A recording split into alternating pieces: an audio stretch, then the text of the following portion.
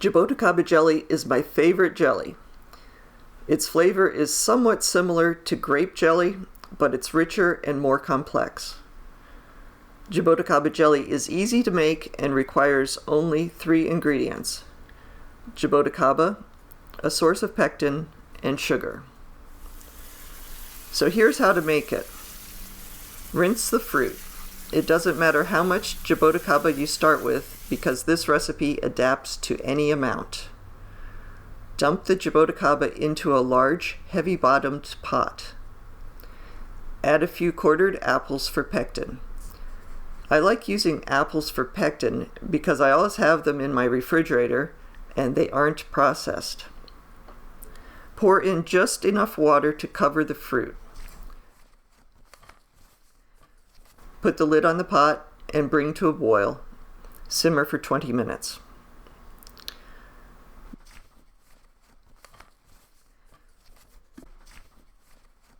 Use a potato masher to smash the berries. The juice is hot and it stains, so be careful not to splash.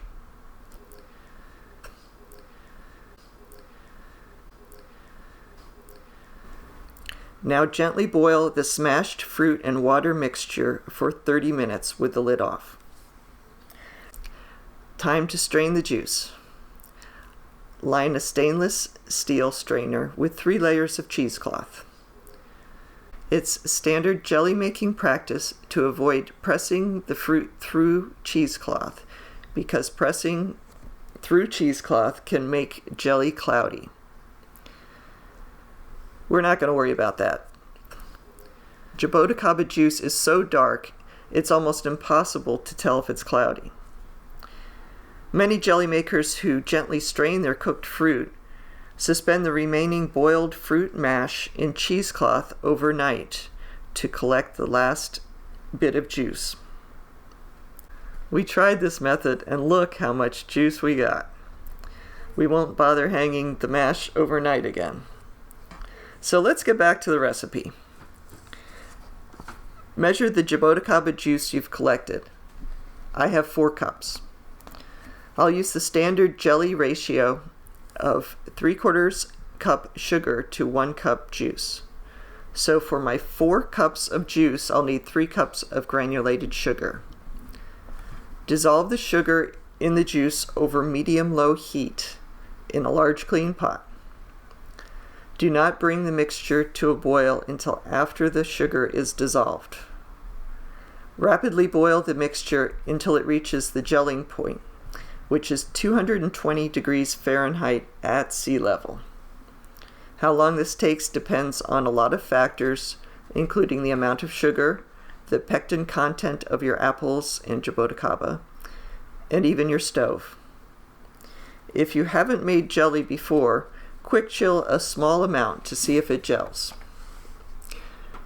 Decant the jelly solution into jars and seal. If you aren't sure you sealed the jars correctly, just store them in the refrigerator. Allow the jelly to set and enjoy. If for some reason your jelly doesn't set, you can use it as a syrup for pancakes, in addition to yogurt, and a topping for ice cream. Any way you eat it, jaboticaba jelly will taste fantastic.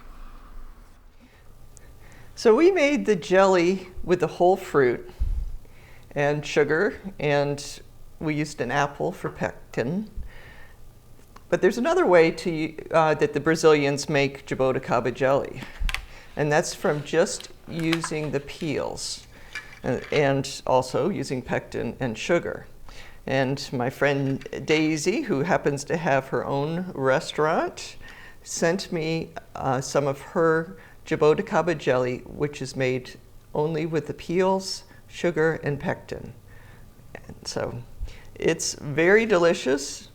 It has a little bit different flavor than the jelly that we made, a little bit different consistency. It's darker because it doesn't have the white pulp inside, but both ways are excellent. And so most people just throw the peels away. You don't have to throw them away before using them again. for another way of traditional Brazilian Jaboticaba jelly.